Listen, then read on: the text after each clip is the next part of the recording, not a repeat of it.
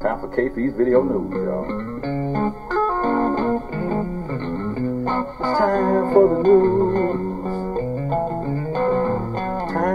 That's right, it's time for the news, y'all. This is an update. And you have 2 suspects arrested in the shooting of a black jogger, Ahmaud Arbery, as governor condemns horrific killing. So therefore, those people that have been basically skating around for the last couple of months after shooting this black man that was jogging finally got arrested. Finally. So here we go. It's like arrests have been made in the case of an unarmed black man who was fatally shot while jogging through a Glenn County neighborhood in Georgia earlier this year. On Wednesday, the Georgia Bureau of Investigation said Gregory McMichaels, a former law enforcement official, and his son Travis McMichaels were arrested in connection with February 23rd shooting of Ahmaud Arbery. According to a statement from the GBI, the men were both charged with murder and aggravated assault.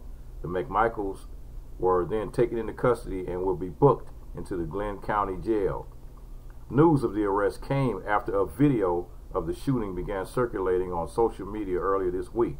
The video, which showed 25-year-old Arbery falling to the ground after a confrontation with 2 men traveling in a white truck, quickly drew national attention and called from both public figures and civil liberties organizations to launch an investigation into Arbery's death. Attorney Alan David Tucker of Brunswick, Georgia, said he released the video of Arbery's shooting, which was posted to the website of a local radio station, because he felt people had the right to know. Tucker did not reveal how he came to be in possession of the video. There had been very little information provided by the police department or the district attorney's office, but there was entirely too much speculation, rumor, false narratives, and outright lies surrounding this event, Tucker said on the radio on Thursday night. My sole purpose in releasing the video was absolute transparency, because my community was being ripped apart by erroneous accusations and assumptions, Tucker added. Georgia Governor Brian Kemp addressed Arbery's murder Thursday during a news briefing. Kemp said he had watched the video. I can tell you it's absolutely horrific, Kemp said, and Georgians deserve answers. In these moments, I would ask that you continue to pray for his loved ones and the local community as well as our state. And District Attorney Tom Durden formally requested the Georgia Bureau of Investigation launch a grand jury investigation into the incident Tuesday. In a press release, Durden said 2 other district attorneys recused themselves from the investigation before Durden became involved on April 13th because of either prior employment and or familiar relationships with individuals involved in the investigation. Having neither previous knowledge of the incident nor any relationship with the investigation or witnesses, I accepted the appointment to review the case and to take action that I thought was appropriate, Durden said in a release. In a police report obtained by the New York Times, law enforcement officials said Gregory McMichaels told Glenn County Police he saw Arbery running the afternoon of February 23rd in the neighborhood near Brunswick. Gregory McMichaels suspected Arbery had been involved in burglaries reported nearby. The report said McMichaels then told authorities he invited his son, Travis McMichael, to join him in following Arbery. Once the 2 caught up with the jogger, events quickly unfolded with at least 2 shots fired before Arbery fell to the ground, the report said. Several individuals and organizations have criticized the speed of the investigation into the shooting, which the National Association for the Advancement of Colored People referred to as a modern-day lynching, and which others have called a murder.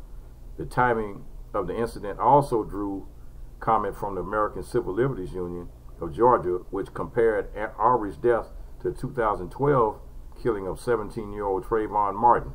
In Martin's case, his shooter later said during the investigation that he had followed and shot Martin because the teenager looked suspicious. While news of the arrest indicates a step forward in the investigation, the case is expected to encounter additional delays due to COVID-19 restrictions currently in place throughout Georgia's court system, which are expected to expire after June 12th. In the press release, Durden wrote that once the restrictions are lifted, I do intend to present the case to the next available grand jury in Glenn County. So, this is a case that I'm definitely going to have to follow up on. And it's like, you know, hey, because this is, like you said, it's a modern day lynch mob out there doing what they do. And in an unrelated story here, we have a father that was criticized for spanking his 12-year-old daughter after learning that she was sexually active. A video of a father spanking his 12-year-old daughter after he allegedly caught her having sex has gone viral after it was posted on Twitter and Instagram last week. It has sparked debates on whether or not it is appropriate to spank children with a belt. In the 42-second video clip, an unidentified father can be seen spanking his crying daughter with the belt and ask her, "Do you want to be a hoe?"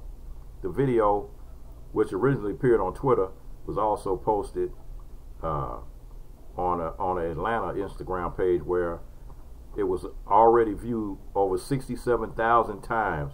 There were more than 6,000 comments, of some agreeing and others disagreeing with the father's rather harsh punishment.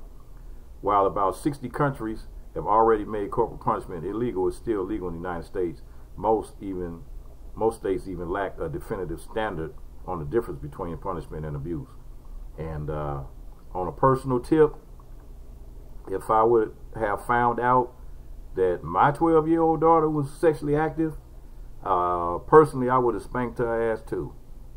I sure would have. I figured that would be I would not be doing my job as a parent if I didn't try to discipline her for doing something on that level. You're 12 years old. What do you know about going out there having sex? And it's time for you to sit your little ass down, take this spanking, and go somewhere and sit down, because you know, that's what real parents do. Not somebody that's gonna be stupid like Dwayne Wade and just, oh, I'm just gonna throw it up in the air and wherever my son lands, I don't care. He want to be a girl, a boy, or whatever. That's not parenting. That's not parenting at all. You're just throwing your kids to the wolves. So here we go. African Americans are reportedly dying at a higher rate from coronavirus in the United States compared to whites and other ethnic groups, according to the new study. One of the main cited reasons is racial disparities in access to health care. During the study at racial data from Johns Hopkins University has determined that in some counties across the United States, mostly those of higher black populations, African Americans comprise 52% of all COVID-19 cases and 58% of all COVID-19 deaths. That is despite the Census Bureau noted that African Americans only represent 13.4% of the population of the United States. The researchers, in collaboration with AMFAR, the AIDS research nonprofit, and Seattle Center for Vaccine Innovation and Access, analyzed COVID-19 cases and deaths using county level comparisons from the data for more than 3,100 counties from late January to mid-April. After comparing counties that have higher numbers of black residents with counties that have lower numbers of black residents, it has been revealed that counties with the higher black population account for more than half of all COVID-19 cases and almost 60% of the deaths. So social conditions, structural racism, and other factors elevate the risk for COVID-19 diagnosis and deaths in black communities, wrote the scientists from the Rollins School of Public Health at Emory at Johns Hopkins University. Structural factors including healthcare access, density of households, unemployment, pervasive discrimination, and others drive these disparities, not intrinsic characteristics of black communities or individual level factors. So, you know, it's just a disproportionate amount. The research also showed that while a larger percentage of disproportionately black counties were in the South, COVID-19 deaths were higher in disproportionately black rural and small metro counties, the study cited. Moreover, the research found that by April 13th, there was 283,000 COVID cases and 12,748 deaths, and disproportionately black counties, while only 8,886 deaths in other counties. So in the disproportionately black counties, the case he had a higher number of cases. So hey, be careful out there, folks. Some folks say it's a hoax, some folks say it's real. I say dying is real. For the news. I said it's time for the KP's video news. Time for the news. It's time for KP's video news. That's right, it's time for the news. It's time for the news.